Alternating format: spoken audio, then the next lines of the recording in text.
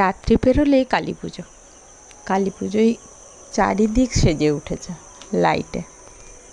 প্রত্যেকটি শহর, প্রত্যেকটি বাড়ি কি সুন্দর করে সবাই সাজায়, দেখলেও যেন ভালো লাগে, তাই না?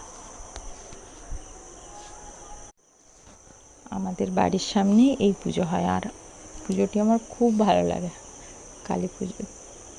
কালী পুজো আর তারপরেই ভাইফোঁটা, সব ভাই বোনরা মিলে খুব মজা হয়। এইখানে 4-5 দিন ধরে অনুষ্ঠান হয়, আজ থেকেই শুরু।